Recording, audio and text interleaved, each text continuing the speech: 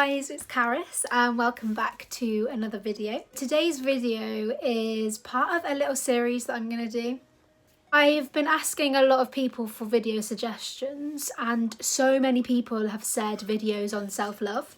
I got an idea off my acting teacher friend. She's called Sam and she put on one of my Instagram polls when I asked for video suggestions that I should do a self-love Sunday kind of series, and I thought it was a really good idea, so that's exactly what we're gonna do. I put a lot of thought into this because I didn't want it to just be like a generic self-care pamper night kind of video. So I'm splitting it up into three. I'm going to talk about self-care for the mind, for the body and for the soul. So hopefully every week for the next 3 weeks on Sunday you will get a new video about self-care for that specific area. I think self-love and self-care are becoming really capitalised. I think we're fed insecurities by companies and the social media, and where I think a pamper night is great, self-love is so much deeper than that. And I feel like I'm at the point now where I can at least tell people what's worked for me. And hopefully it opens your eyes a bit, gives you suggestions on what you can do to love yourself a bit more. The reason why I'm doing self-care for the mind first is because I think each section is equally as important. But say if I focus on self-care for the soul first and I tell you to do manifestations and look into crystal healing and your mind's not there, it's going to be really hard. We're going to focus on getting our mindset right first before I delve into the other videos. Also, another disclaimer, which I'm sure you're all bored of by now, but I'm not a professional. I very much recommend you speaking to a professional if you feel like you really need a bit of help. There are some amazing therapists out there. I'm not a therapist. I'm just telling you what has worked for me. So I hope you enjoy. And I'm going to get onto it. I'm going to talk you through 5 self-love habits for the mind that completely changed my life. Self-love is vulnerable and uncomfortable, and it's a journey, but it's the most vital, important and entirely necessary thing that you could ever do for yourself, and it did change my life. I've struggled, and this is so dear to me because this is what has got me through a lot of hardship. I'd say the first tip is to be vulnerable. You need to get to know yourself, and that is what you don't like about yourself, what's holding you back from delving into the world of self-love. You need to recognise your flaws and you need to be open-minded. I used to be a people pleaser and I used to be dependent on a lot of relationships. I fall hard. I've only just realised, I guess coming out of a breakup, that you really need to put yourself first. You can't depend on people, and when you learn to love yourself, it's so much easier to do that because you recognise that you deserve the love that you so freely give to others. So number 1 is be vulnerable. Try and reach higher levels of introspection. You're going to have to be very open-minded and it's probably going to get quite uncomfortable, but recognise your flaws. What is it about you that is stopping you from loving yourself? Say if you find yourself jealous of other people, what qualities do they have that you are lacking? Because jealousy is a form of lack. If I find myself jealous of someone, it's not because I dislike them, it's because they obviously have a quality that I want and desire. You need to sit back and be like, whoa. Let's stop here for a second. Why am I feeling these negative opinions about other people? What is it that they have that I can't get? And how do I go about getting it, or go about accepting that that's them and that's not something for me? When you've realised your flaws, whether that be mental blockages, inner traumas, practice self-forgiveness. Say, I am aware and I am conscious that this is a part of me that I don't like, and I'm sorry, and I'm still a good person, and we're going to work on how to fix that. A way to do this is you can journal, so write down a list or record yourself and just have a conversation with yourself if you don't find writing is a good way of doing this. And just be real with yourself and think, right, we're starting from day 1. What what am I doing that's wrong? And that might not be anything that's bad about you, that might just be your mind, like the way you speak to yourself, but you need to recognize your flaws, because then you know where to go from that. I'd say number 2, you need to find your authentic self. So a lot of like people pleasers will dilute themselves to different versions to please other people. Never change for others. Like, don't compromise yourself. And the thing is, if someone doesn't like a certain part of you, there's going to be people that do, and them leaving is just weeding out until you can get to the path that you want.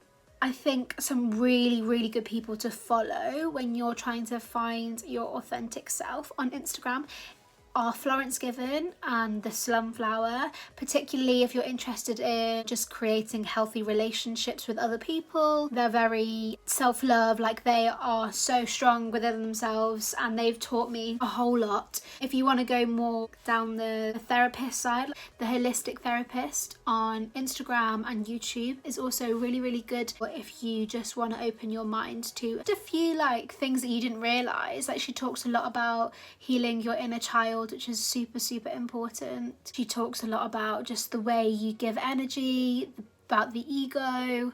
It's really, really helpful, and I do recommend. The next tip for your mind, which I guess can also go into body, but it is honour your body. What's really important is to understand your subconscious and your conscious mind in this. So the subconscious mind stores all of your previous life experiences, your memory, your beliefs, your skills, all situations you've been through and images you've ever seen. A lot of the things that you're conditioned to think are part of your subconscious mind. So when you look in the mirror and say, you are ugly, you are disgusting, you look like this, or you behave certain ways, this is all part of your subconscious. You can't help the way you think. And I think a really helpful thing is understanding that that is part of the subconscious and trying to actively recognize that as something that isn't fact. A book that I've read called Make It Happen by Jordana Levin, and I will talk way more about it in my Self-Love for the Soul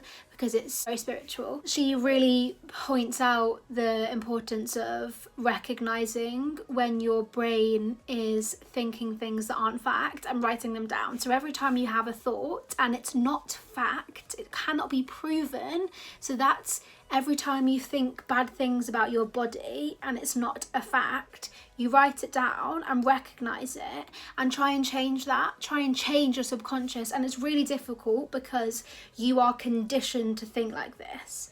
So it actually can get really deep because you can really question your beliefs. Everything that you believe now, is that a result of a fact, and should I continue believing that? Or is that something that has been deeply rooted in my subconscious mind since childhood, and that's not who I am? I think that's really important. So what I did, which was really helpful, was get a list, and I wrote down all of the thoughts within a 24-hour period of things that I thought were fact and things that I knew that weren't. And it made me really recognize how many thoughts that I was having about myself that I shouldn't be.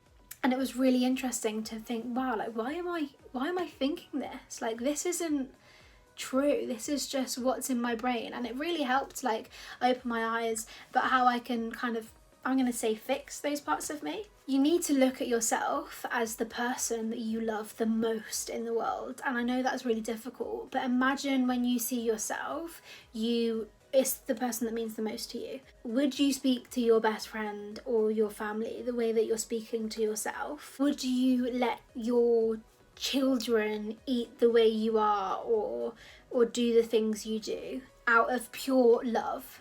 If you don't, you need to change it. Look at yourself and only speak positive affirmations. And at first, you will be faking it. You feel like you're lying to yourself. But the more you do it, the more you can train your subconscious mind to actually start believing that these are fact. And it is really simple, but it is really effective. You need to honour your body. Like, thank it for the little things, not for not looking like a supermodel, but thank it for giving you legs that you can get out of bed in the morning with, a stomach that you can digest food with, hands that can hug loved ones with. Like, thank your body for keeping you alive, because that is such a gift. And I think when you realise, wow, this shell that I'm in is sacred, it's keeping me alive, I think it changes your mindset. And it seems so self-explanatory, but I really am grateful. My body keeps me alive, my heart keeps beating, and I can still feel love and happiness through all the pain that it's been through. And I think that is a beautiful thing, and why would I ever talk bad about that? I think we need to strip it back to the basics and be grateful for what it can do instead of what it can't. Another thing that's really simple but really effective is take inspiration from self-help avenues. So I've spoken about the holistic therapist or psychotherapist on Instagram, Florence Given. Follow her. She talks about really important things. It's not just about self-love, but she talks about feminism, the male gaze. So if you're a male as well, I think you should follow her. Super important to recognize this thing. She talks about acknowledging your privilege, especially white privilege. So another thing from self-help avenues, self-help books. There's so many books out there. I'm currently reading You Are a Badass. I've just read Make It Happen, which is all about manifestations, which I really, really recommend. I've got The Secret on my list to read. Also, one of my best friends, she's called @MiaAliceX on Instagram, has made a 30 days of self-care challenge. She's posting each day, every day, and saving them all on a highlight on her Instagram. So I really recommend you following her and doing that because it's really, really good.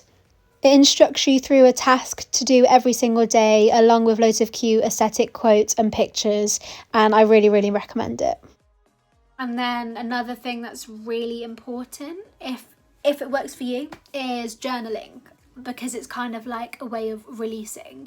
I think when it comes to self-love and healing particularly, there was a quote that says you can't heal from what you don't let yourself feel, and I just think it's so true. I find when I bottle things up and I don't let myself feel the sadness because I'm too scared to, it will just hit me at a ton of bricks even more intensely further down the line. Healing is difficult. Feeling sad and letting yourself feel all these emotions is scary, but you need to be able to release it in order to heal from it. So journaling is really helpful, and also therapy. I personally haven't had a therapist, but I feel like everyone needs a therapist at some point in their life. I'd be really interested in seeing like what they could do for me. I know a lot of my friends have therapy and are so much of a better person for it, and I think that's the ultimate form of self-love, like recognizing that, yeah, maybe I do need a bit of external help here. Another thing is setting yourself boundaries. So recognizing parts in your life that you don't feel comfortable with, be it the way people treat you, what you don't get joy out of, what you're doing just to people please, and setting yourself boundaries. And you'll realise that people project their traumas and it's nothing personal. And yeah, it can hurt when people hurt you, but you've got to understand that they need to do some work in their lives, and that's okay it's not okay if they hurt you, but it's not personal and you're allowed to walk away. You are allowed to walk away from any situation or any person, because it's all about protecting your energy. Knowing that you deserve to be filled with light and love in everything that you do, and only giving energy to what gives you life. So only give energy to things that make you feel alive, and I don't think there's any circumstance where you shouldn't do that. So a few things that you can do are set affirmations and speak them. So I'm going to link a few of my favourites. This could be doing it in meditation. There's loads of guided meditation that I think is really important just for stillness and sort of being vulnerable with yourself. Educate yourself. Self-help books are not a cliche. They're not, obviously some of them are, but they're not something to be ashamed of. Thank and focus on the little things. So what I like to do every morning is write a list of 5 things that I am grateful for, whether that be, you know, the cup of coffee that I get to drink when I go downstairs, or the fact that I had a warm bed to sleep in. I think we so often focus on the things that we don't have and the things that aren't good. it will make such a difference because your mind is so powerful. If you just focus on the good things that you have, I think you'll have so much more gratitude for a lot of things, and it will make the bad things seem easier, because yes, there are bad things, but you can also bask in the stillness of the good. Social media detox was something that was really beneficial for me.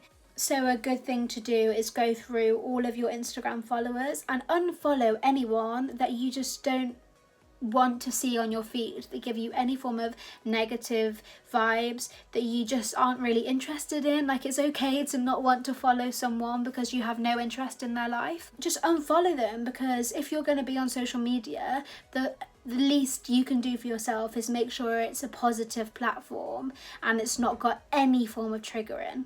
I think this first part of the self-love series, it's more recognising where it starts, which is in the mind, and being easy on yourself. Like, no one's ever going to be perfect, but you need to be comfortable in what you have.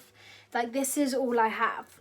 This is who I am, and I will be doing such an injustice to myself if I don't take the time and effort and energy to learn everything about me.